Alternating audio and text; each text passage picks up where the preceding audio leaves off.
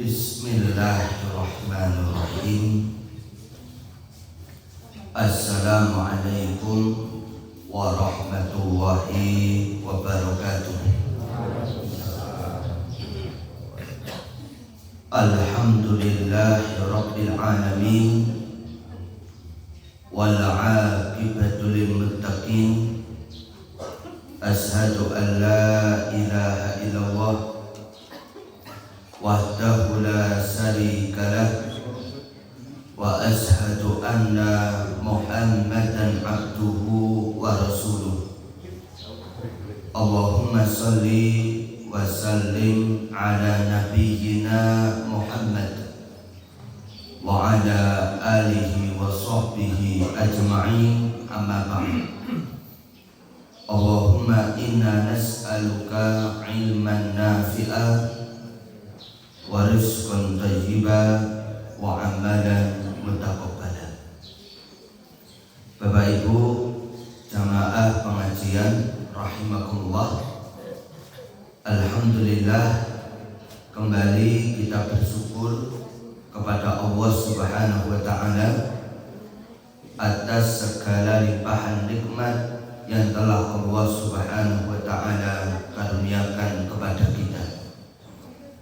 Salawat dan salam semoga senantiasa Allah curahkan kepada Nabi kita yang mulia, Nabi Muhammad sallallahu alaihi wasallam.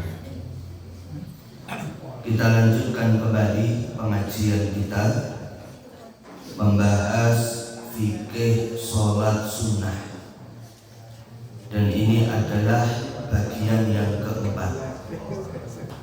Pada pertemuan bulan kemarin kita sedang membahas fikih sholat tahajud. Kita sudah sampaikan keutamaan sholat tahajud, hukum sholat tahajud, waktu sholat tahajud, dan jumlah rakaat sholat tahajud. Kita lanjut sekarang, kita bahas tata cara sholat tahajud. Sholat tahajud ini bisa dilakukan dengan dua cara. Cara yang pertama, 2 rakaat salam, 2 rakaat salam, 2 rakaat salam, 2 rakaat salam, terus ditutup dengan 3 rakaat witir. Ini disebutkan di dalam hadis yang diriwayatkan oleh Al-Imam Al-Bukhari dan juga riwayat Imam Muslim. Ketika Nabi SAW ditanya tentang sholat tahajud, maka Nabi SAW bersabda, masna masna, 2 rakaat 2 rakaat. Kemudian tata cara yang kedua, sholat tahajud boleh juga dikerjakan dengan 4 rakaat salam, 4 rakaat salam, kemudian ditutup dengan 3 rakaat witir. Ini berdasarkan hadis yang sahih riwayat Imam Bukhari, Imam Muslim. Ibunda Aisyah radhiyallahu anha berkata, yusolli arba'an. Beliau Rasulullah SAW sholat malam 4 rakaat. Fala tas'al an husnihinna wa tulihinna. Jangan bertanya tentang bagus dan panjangnya, karena Nabi SAW itu kalau sholat tahajud panjang sekali. Nabi SAW itu pernah sholat tahajud rakaat pertama itu membaca surat Al-Baqarah Ali Imran, An-Nisa. Jangan pernah Pak sholat tahajud.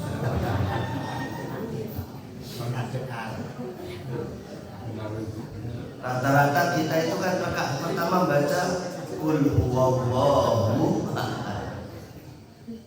Jadi Nabi sholat tahajudnya panjang, bagus. Tsumma yusalli arba'an. Kemudian beliau sholat 4 rakaat. Fala tas'al an husnihinna wa tulihinna. Jangan bertanya tentang kebagusannya dan panjangnya. Tsumma yusalli thalathan. Kemudian beliau sholat 3 rakaat. Ini dijadikan dalil oleh para ulama bahwa boleh orang sholat tahajud 4 rakaat salam, 4 rakaat salam, terus ditutup dengan 3 rakaat witir. Kemudian jamaah rahimakumullah, sholat tahajud ini dapat dilakukan dengan 3 keadaan. Yang pertama, sholat tahajud dengan berdiri dari awal sampai akhir. Dan ini adalah yang lebih utama. Karena sholat yang dilakukan dengan duduk itu pahalanya setengah dari sholat yang dilakukan dengan berdiri. Disebutkan di dalam hadis yang diriwayatkan oleh Imam Muslim, derajatnya sahih, dari sahabat Abdullah bin Amr radhiyallahu anhu, Rasulullah sallallahu alaihi wasallam bersabda, "Shalatul rajul qa'idan nisfu shalat." Salat yang dilakukan dengan duduk pahalanya setengah dari salat yang dilakukan dengan berdiri. Kemudian yang kedua, salat tahajud dengan duduk dari awal sampai akhir. Jadi boleh kita mengerjakan sholat tahajud dengan duduk dari awal sampai akhir, meskipun kita mampu berdiri. Karena di dalam sholat sunnah, berdiri itu termasuk sunnah, bukan rukun. Berbeda dengan sholat wajib, berdiri itu termasuk rukun. Dan Nabi SAW pernah sholat tahajud sambil duduk. Diterangkan di dalam hadis riwayat Imam Muslim dan juga riwayat Imam An-Nasai. Ibunda Aisyah radhiyallahu anha mengatakan, "Anna Nabiy sallallahu alaihi wasallam lam yamut hatta kana kathirun min salati wa huwa jalis." Sesungguhnya Nabi sallallahu alaihi wasallam tidaklah wafat melainkan banyak dari salat beliau yang dilakukan dengan duduk. Dan hendaknya posisi duduk ketika salat tahajud itu seperti duduk pada waktu tasawuf awal. Itu duduk iftirash. Ini yang paling utama. Walaupun diperbolehkan melakukan dengan bersila, boleh. Yang tidak boleh itu kakinya diselonjorkan ke depan. Ada nggak yang sholat sambil duduk tapi kakinya selonjoran? Ada. Itu nggak boleh. Jadi mau duduk ketika sholat itu boleh dengan cara duduk iftirash atau duduk bersila. Yang nggak boleh apa? Selonjoran. Kalau udur Pak? Ya kecuali kondisi pol darurat. Darurat itu mogok. Darurat itu selain cerita.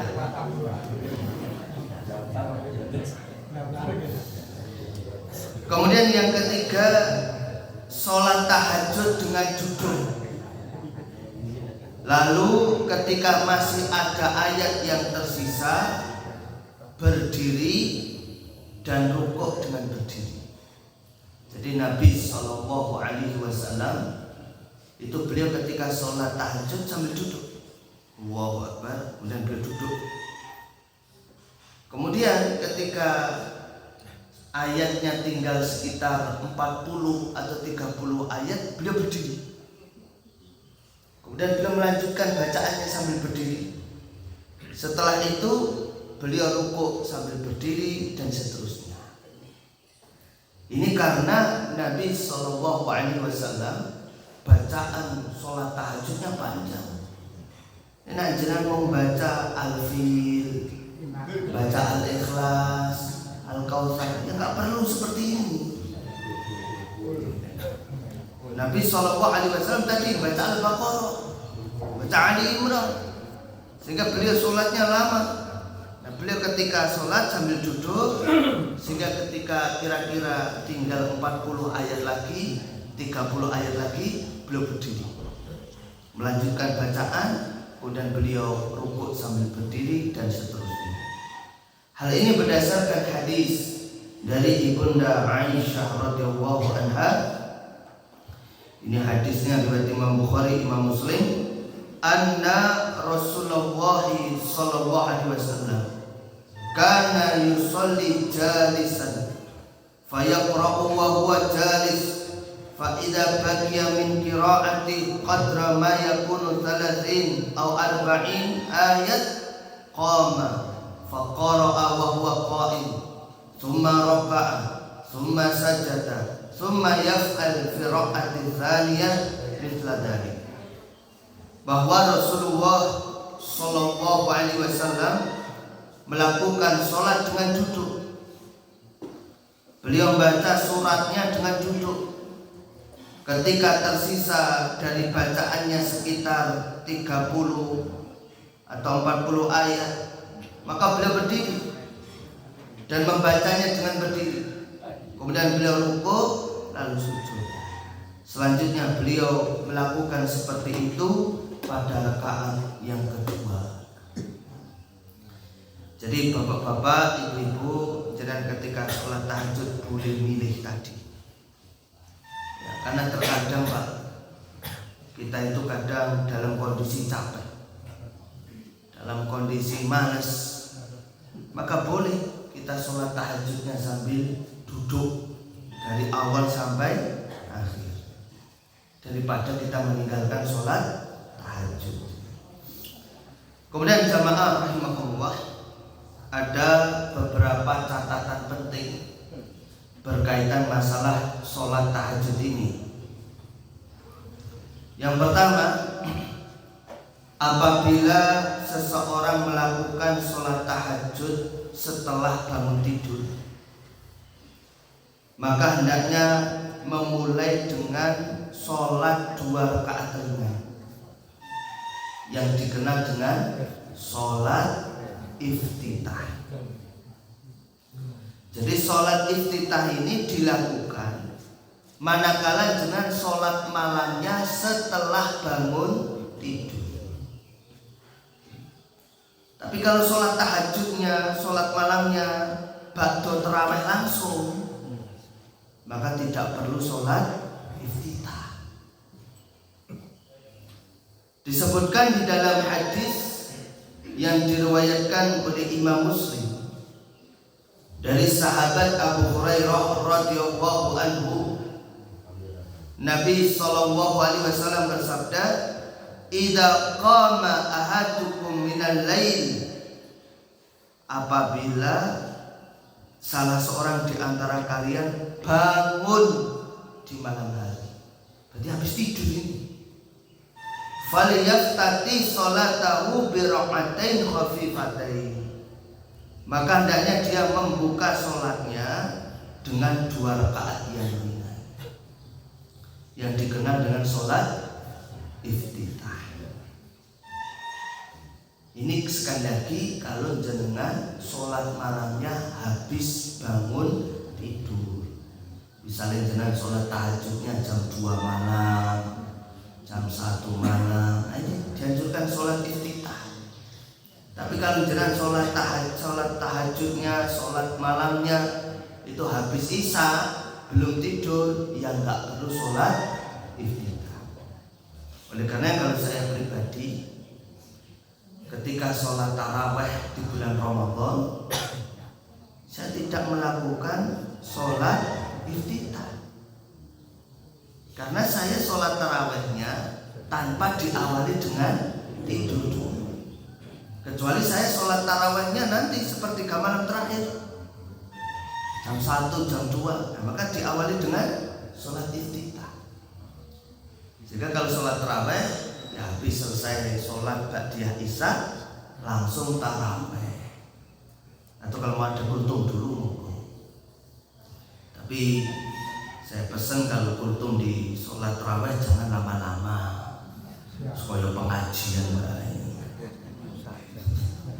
Kultum kok 20 menit, sholat taraweh 45 menit, hanya podo kan. Dan sholat iftitah ini manfaatnya luar biasa.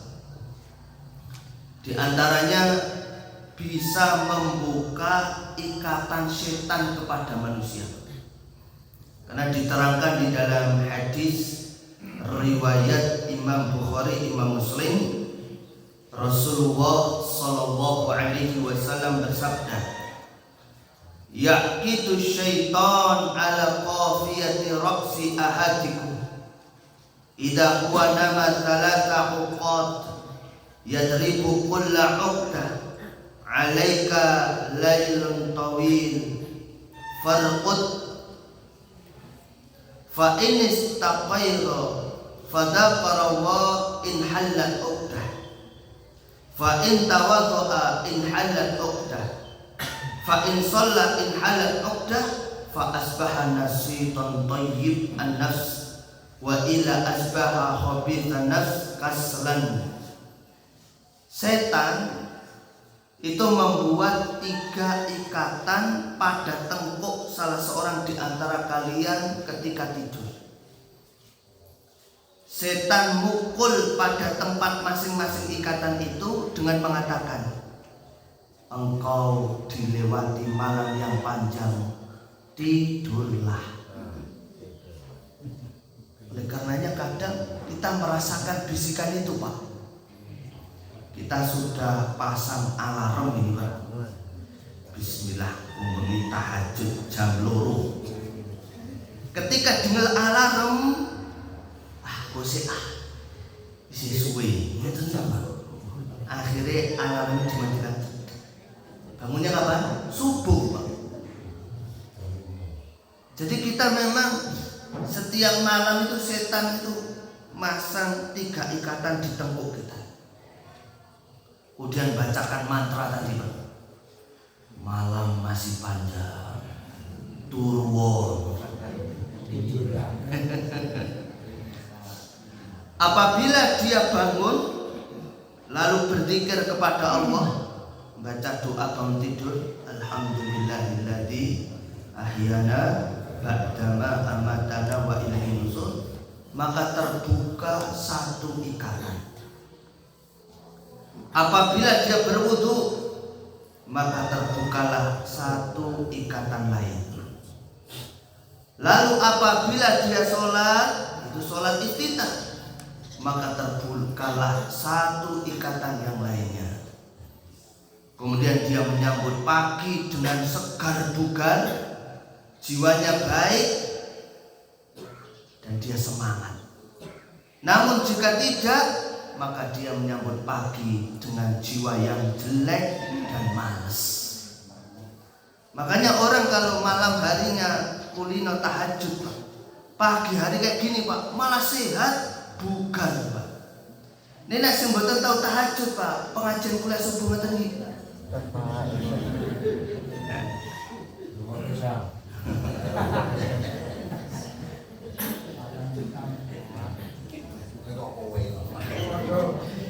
Jadi ujian pengajian kuliah subuh itu ngantuk, ujian. Walaupun Pak, jenengan datang ke kuliah subuh ngantuk aja Pak, dapat pahala loh Pak. Insyaallah. Dapat pahala, dosa-dosa rontok, gitu. Nanti sarapan pagi nggak berkurang Pak.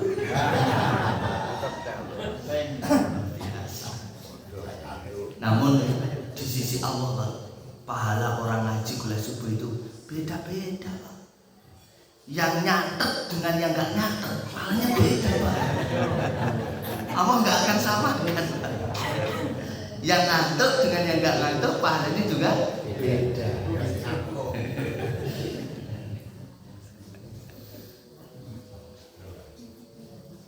Kemudian di antara catatan penting berkaitan dengan pembahasan sholat tahajud yang kedua, diperbolehkan mengeraskan bacaan sholat tahajud atau melirihkan. Jadi boleh ketika kita sholat tahajud bacanya dikeraskan. Alhamdulillahirabbil alamin. Boleh. Lirih juga boleh. Diterangkan di dalam hadis yang diriwayatkan oleh Imam Abu Dawud, Abdullah bin Qais radhiyallahu anhu, ia bertanya kepada Aisyah radhiyallahu anha tentang sholat tahajudnya Nabi. Kaifa kanat qira'atuhu? Akana yusirru bi qira'ah am yajhar? Bagaimana sholat tahajudnya Nabi? Apakah dengan suara yang pelan atau keras? Qalat, Ibunda Aisyah radhiyallahu anha mengatakan, kulla dzalik kana yaf'al. Nabi pernah melakukan kedua hal tersebut. Rubbama aisara wa rubbama jahiro. Terkadang Nabi itu baca suratnya dalam sholat tahajud dengan suara yang pelan, dan beliau terkadang mengeraskannya. Jika boleh sholat tahajud bacanya dikeraskan, boleh. Kemudian yang berikutnya, catatan yang ketiga, dianjurkan seseorang melakukan sholat tahajud secara berjamaah bareng keluarga. Jadi dianjurkan jenengan Pak tahajud bareng sama istri. Dan ini subhanallah, ini salah satu ciri keluarga yang sakinah. Rasulullah sallallahu alaihi wasallam bersabda dalam hadis riwayat Ibnu Majah, kata Nabi sallallahu alaihi wasallam, "Idza istaiqadha ar-rajul minan lail wa aiqadha imra'atah fa shallaya rak'atain." Apabila seorang laki-laki bangunkan istrinya di malam hari, lalu keduanya sholat tahajud 2 rakaat, kutiba minadz-dzakirina Allaha katsira wa dzakira. Niscaya Allah akan mencatat keduanya sebagai laki-laki dan perempuan yang banyak zikir. Karena dalam riwayat yang lain juga disebutkan kalau laki-laki itu bangun sholat tahajud, maka dia bangunkan istrinya. Kalau istrinya nggak mau bangun, maka diperciki air. Coba kebiur, santri orasi tahajud Pak malah padu. Sebaliknya kalau istri bangun sholat tahajud, maka bangunkan suami. Kalau suami nggak mau, diperciki air. Nah sekarang ini Pak, kita jarang melihat ada keluarga yang kalau malam hari udah bangun tahajud. Jarang. Mungkin kalau mau disurvei Pak, di Sedayu ini Pak, hanya berapa gelintir orang. Kalau benar-benar disurvei Pak, yang mau sholat tahajud bareng istri sedikit sekali. Kebanyakan mereka enggak tahajud. Bahkan ada yang enggak bangun subuh Pak. Lebih parah meneng. Maka nanti malam Pak, kita sih gak ada istri betul Pak. Yes, alhamdulillah. Nanti malam Pak, bangun tahajud, bangunkan istri jenengan. Dan sholat tahajud jamaah. Jenengan yang imami. Selesai tahajud, jenengan doakan istri. Istri doakan jenengan. Masya Allah. Barnikun jenengan noleh istri. Masya Allah. Jebul bojoku wis tuwa.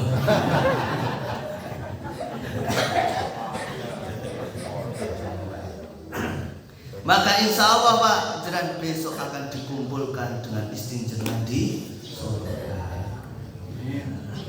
Wajahnya sudah malih Pak, nggak kayak sekarang. Malih jadi bidadari surga. Kemudian yang berikutnya, apabila seseorang telah terbiasa sholat tahajud lalu terlewat, maka disyariatkan untuk mengqadha'nya di siang hari. Jadi kalau bapak ibu sudah rajin tahajud kok terlewat, boleh diqadha diganti siang hari di waktu duha. Cuman qadha'nya gantinya dengan digenapkan. Misal jenengan sudah rutin tahajudnya 11 rakaat, maka di waktu duha jenengan niat mengqadha sholat tahajud tapi jumlahnya jadi 12. Kalau jenengan sudah rutinnya misalnya 5 rakaat, maka jenengan nanti mengqadhanya jadi 6. Mengqadhanya di waktu duha. Niatnya bagaimana? Ya niat mengqadha sholat tahajud. Tapi yang namanya mengqadha itu kolo-kolo Pak. Mengqadha bendino. Ora niat tenan iki. Diterangkan di dalam hadis yang diriwayatkan oleh Imam Muslim dari Aisyah radhiyallahu anha, anna Rasulullah sallallahu alaihi wasallam kana idza fatatus salat minal lail min waja'in aw ghairihi shalla minan nahar sinta asrah rakatan. Bahwa dahulu Rasulullah sallallahu alaihi wasallam jika terlewat sholat tahajud karena sakit atau yang lainnya, maka beliau melaksanakan sholat 12 rakaat di siang hari. Dan di antara ibadah yang Nabi betul-betul jaga yaitu adalah sholat tahajud. Karena ini salah satu ciri orang soleh. Maka kalau kita Pak, kok belum bisa rutin tahajud Pak, berarti kita ini masih jauh dari kata soleh Pak. Karena ciri orang soleh Pak, sejak zaman dahulu itu rajin tahajud. Makanya kalau jenengan pengen golek mantu sing soleh, diwawancarai Pak. Jenengan rajin tahajud mboten Mas? Mboten pernah ya Pak. Wah, berarti belum masuk kategori soleh. Kemudian catatan yang terakhir, dimakruhkan meninggalkan sholat tahajud bagi orang yang sudah terbiasa mengerjakannya. Jadi kalau jenengan itu sudah rutin tahajud, makruh ditinggalkan Pak. Karena diterangkan di dalam hadis riwayat Imam Bukhari, ya Abdullah la takun mithla fulan kana yaqumul lail fataraka qiyamal lail. Wahai Abdullah, jangan kamu itu seperti si fulan. Dahulu dia biasa mengerjakan sholat tahajud, sekarang meninggalkan sholat tahajud. Berarti kalau orang sudah rutin sholat tahajud, dijaga, jangan sampai ditinggalkan. Dan ini adalah rizki yang luar biasa. Rizki itu bukan hanya duit Pak. Rizki itu bukan hanya duit. Salah satu rizki itu adalah bisa sholat tahajud. Maka mari Bapak Ibu yang dimuliakan oleh Allah, kita amalkan. Kita amalkan tiap malam sholat tahajud. Kalau belum mampu 11 rakaat, boleh 9 rakaat. Kalau belum mampu juga boleh 7 rakaat. Sudah sama. Gak mampu lagi 5 rakaat. Gak mampu lagi 3 rakaat. 2 rakaat tahajud, 1 witir. Kok gak mampu lagi? Udah 1 rakaat witir. Kok gak mampu lagi? Baik, demikian. Mungkin kalau ada yang mau bertanya, 1 atau 2 monggo kami persilakan. Monggo. Terus pundi kita menyikapi umpama itu wonten ing masjid salat tarawih menika dipun wontenaken berjamaah. Menika napa kita niku tumut berjamaah napa kita boten tumut berjamaah boten Salat tarawih nggih. Bapak Ibu yang dimuliakan oleh Allah Subhanahu wa taala, salat tarawih itu yang afdal, yang utama itu dikerjakan secara berjamaah di masjid atau musola. Kenapa? Karena praktek Nabi demikian. Nabi SAW pernah ngimami beberapa kali sholat tarawih. Nah saat itu Nabi kok tidak ngimami sholat tarawih secara rutin karena khawatir nanti sholat tarawih itu diwajibkan oleh Allah. Kemudian setelah Nabi wafat, para sahabat juga melaksanakan sholat tarawih yang berjamaah di masjid.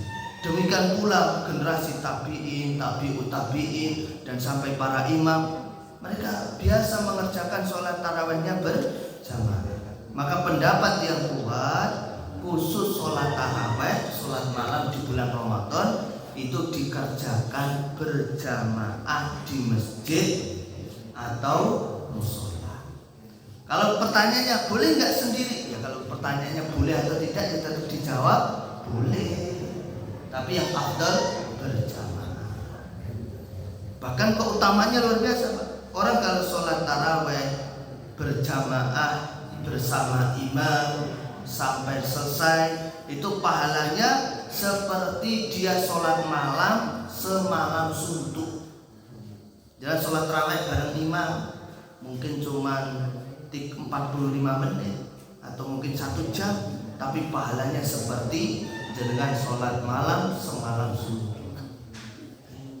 Adapun penjelasan detail sholat tarawih, insyaallah kita lanjutkan bulan depan dengan hadir melih. Monggo ada melih mau tanya? Nggih monggo Ibu. Jika sholat malam itu waktunya terbatas, mungkin sekitar 5 rakaat ya. Apakah itu tetap harus pakai sholat iftitah? Pakai sholat. Nggih. Yang kedua, apakah sholat berjamaah dengan pasangan itu lebih afdal daripada sholat sendiri? Pertanyaan yang pertama, kalau waktunya mepet, apakah harus dengan iftitah?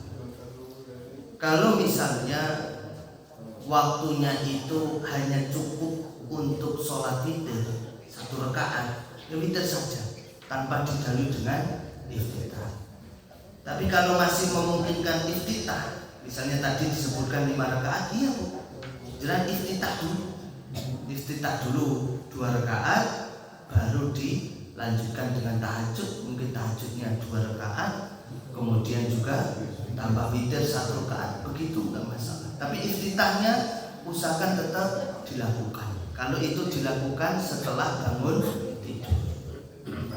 Namun saya anjurkan Bapak Ibu, jangan bangunnya jangan mepet-mepet. Ini penting. Sebenarnya kita itu Pak, kalau mau meluangkan waktu sholat tahajud rutin Pak, kita malah tubuhnya sehat Pak. Sehat. Saya pernah cerita kan, ada orang itu usia 70 atau mungkin 80, ketok seger luar biasa Pak. Sehat luar biasa. Nggak ada penyakit, nggak ada rutin kontrol ke rumah sakit, nggak ada. Sehat. Bahkan dia hafal 20 juz. Ternyata rahasianya Pak, tiap malam Pak, dia sholat tahajud minimal baca 1 juz. Loh kalau sholat tahajud baca 1 juz kan nggak mungkin Pak bangunnya mepet itu Pak. Paling nggak bangunnya mungkin jam 2:30 itu Pak. Kemudian yang kedua, yang lebih utama jamaah dengan pasangan atau sendiri. Ya jamaah kan bisa, tapi sesekali sendiri juga perlu, jamaah juga perlu. Ya. Jadi selang-seling yang terbaik. Kadang sendiri, kadang jamaah. Baik makatan, mudah-mudahan bermanfaat. Subhanakallahumma wa bihamdika asyhadu an la